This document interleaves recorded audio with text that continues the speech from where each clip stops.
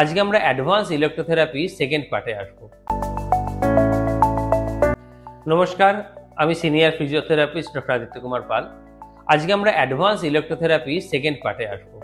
যে সিরিজটা আমরা ফার্স্ট সিরিজে বলেছি যে যার কন্টিনিউশন এখন চলছে, যে ইলেকট্রোথেরাপি অর্থাৎ ফিজিওথেরাপি যে একটি পার্ট, ইলেকট্রিক্যাল স্টিমুলেশন, সেই ইলেকট্রোথেরাপি মানেই কি শুধুমাত্র আল্ট্রাসাউন্ড, আইএফটি এবং টেন্স, সেটা নয়।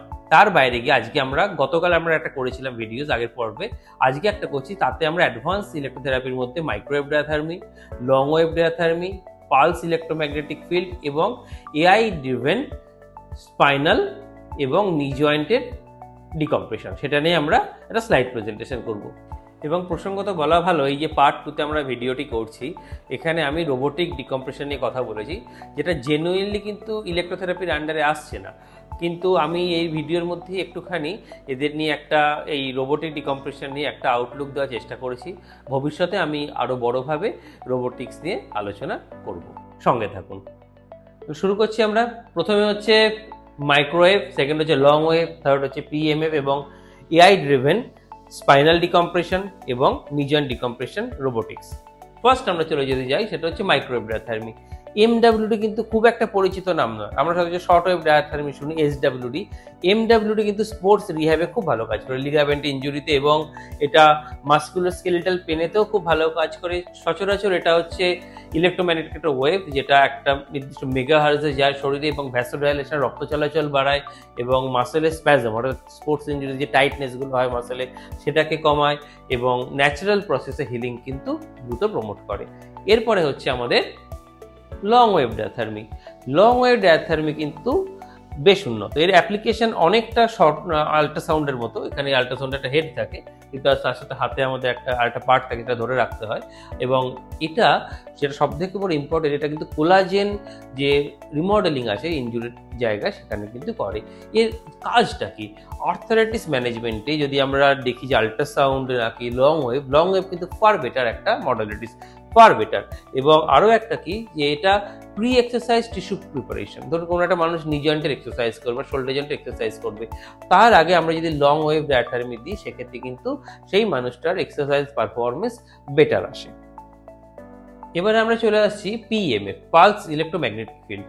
পিএমএফ কিন্তু একটা অত্যন্ত উন্নত ডিভাইস, যেটা সেলুলার রিজেনারেশনে সাহায্য করে, নি জয়েন্ট অস্টিওআর্থ্রাইটিসে খুব ভালো কাজ করে।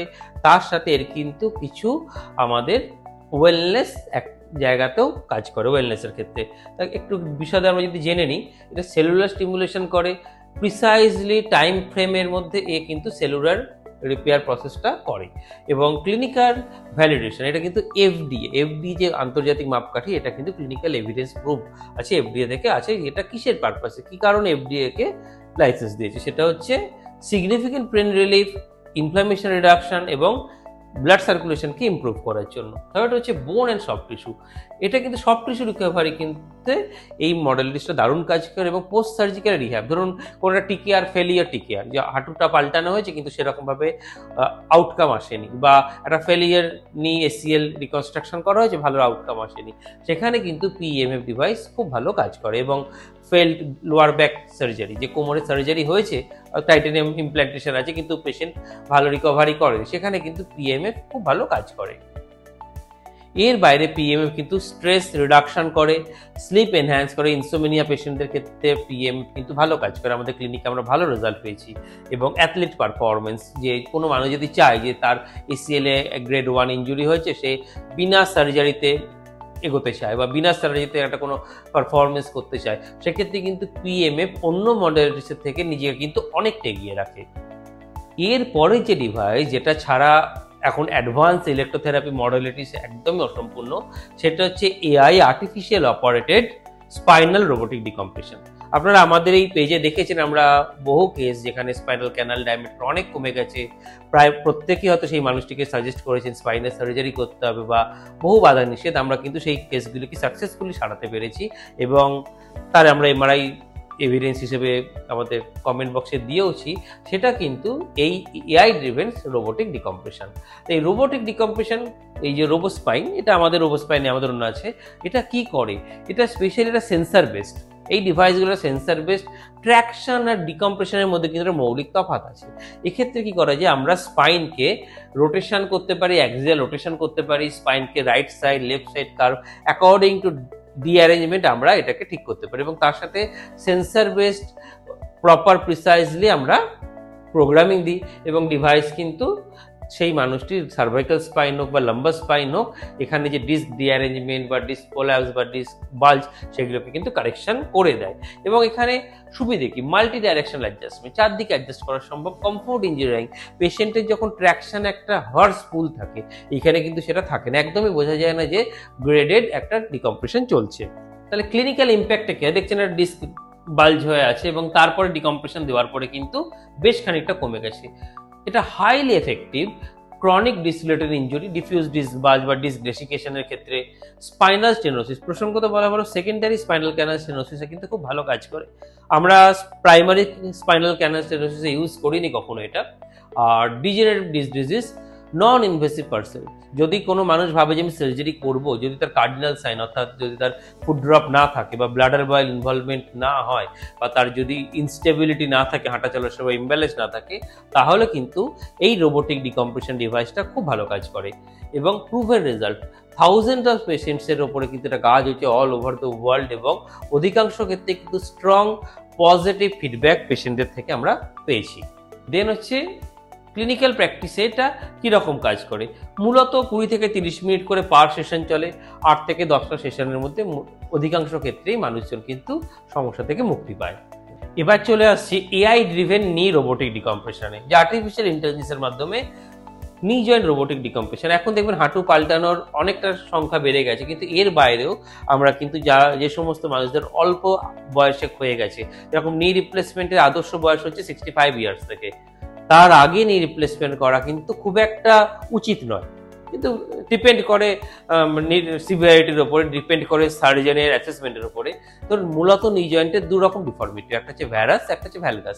ভ্যারাসে ভেতরের দিকটা, যেটা যদি আমাদের একটা হেলদি নি জয়েন্ট এবং এটা একটা অস্টিওআর্থ্রাইটিস নি জয়েন্ট, এটা একটা ডান দিকের হাঁটু, এই ডান দিকের হাঁটুর ভেতর দিকটা যদি কম্প্রেশন হয়ে যায় সেটাকে বলে ভ্যারাস। এবং ভ্যালগাস রেয়ার, চট করে দেখা যায় না, অস্টিওআর্থ্রাইটিস রিম্যাটিক কমিউনিটিতেই বেশি আসে, সেক্ষেত্রে ল্যাটারাল সাইড বাইরের দিকটা কম্প্রেস হয়ে যায়। তো মোট কথা যে করেই হোক, এক কথা এটা ডিঅ্যারেঞ্জমেন্ট, মিস অ্যালাইনমেন্ট, প্রপার অ্যালাইনমেন্ট থাকে না, একটা কিউব অ্যাঙ্গেল ক্রিয়েট হয়, কোয়াড্রিসেস অ্যাঙ্গেল, সেই কিউব অ্যাঙ্গেলটা কিন্তু অ্যাবনর্মাল হয়ে যায়। তো এটা একটা কন্ট্রোল ডিকম্প্রেশন, একটা AI operated control decompression. Cartilage regeneration নিয়ে যদিও এর এখনো এভিডেন্স একটু ডাউট আছে, কিন্তু PMA+4 লেজার, তার সাথে যদি আমরা ডিকম্প্রেশন কাজ করি খুব ভালো রেজাল্ট আসে। এবং মোবিলিটি এনহ্যান্সমেন্ট, অর্থাৎ জয়েন্টের যে মোবিলিটি, নি জয়েন্টের যে মোবিলিটি, এটা কিন্তু আমরা বেশ খানিক পেশেন্টের পজিটিভ রেজাল্ট পেয়েছি, এবং আমরা ধীরে ধীরে আমাদের এই পেজে ফিডব্যাক আপলোড করছি। এবং এর সুবিধে কি, ফার্স্ট, এটা নন ইনভেসিভ, এতে কোনো সার্জারি লাগে না এই কন্ডিশনটায়, 100% পেনলেস, বোঝাও যায় না কোনো ব্যথা হচ্ছে কিনা, খুব কন্ট্রোলড ম্যানারে ডিকম্প্রেশন করে।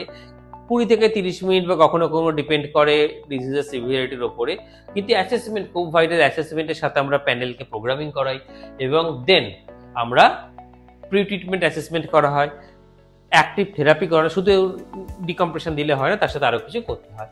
কিন্তু মোটের ওপরে যেটা আমরা প্রথম ভিডিও গতকালের আজকে যেটা বোঝাতে চাইছি, যে এআই ইন্টেলিজেন্স ভবিষ্যৎ ইলেকট্রোথেরাপি, ফিজিওথেরাপি যে অত্যন্ত ইম্পর্টেন্ট একটা পার্ট, কম্প্রিহেন্সিভ ট্রিটমেন্ট অ্যাপ্রোচ। দেখুন, ওই কখনো যে কারণে আমার ভিডিওটা করা, যে মেন্টাল একটা ব্লকেজ থেকে বেরিয়ে, যে IFT, টেন্স আর আল্ট্রাসাউন্ড, এই তিনটের বাইরে জগৎ নেই ইলেকট্রোথেরাপি, সেটা কিন্তু একদম ভুল।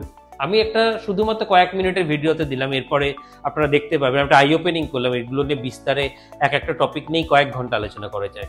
এবং ক্লিনিক্যাল ট্রান্সফরমেশন, আপনার সবসময় কাটিং এজ টেকনোলজি, অর্থাৎ যে টেকনোলজি আপডেটেড হচ্ছে, সেই আপডেটেড টেকনোলজি যদি আমরা হাত ধরে চলি এবং সেগুলো যদি FDA লাইসেন্সপ্রাপ্ত ডিভাইসের মাধ্যমে বা আরও যদি মান্যতাপ্রাপ্ত ডিভাইস হয়, সেক্ষেত্রে কিন্তু খুব দ্রুত মানুষজন সুস্থ হবে। এবং যুগের সাথে তাল মিলিয়ে রোগের যে পরিবর্তন হচ্ছে, আমরা কিন্তু সেই ডিভাইসেসের পরিবর্তন করে আমরা সেই ডিজিজগুলোকে অনেক সহজে, অনেক সমস্যা মুক্তভাবে সারাতে পারবো। ভালো থাকবেন। আমি ছোট্ট দুটো ভিডিওর মাধ্যমে একটা আউটলুক দিলাম, একটা আই ওপেনিং দিলাম।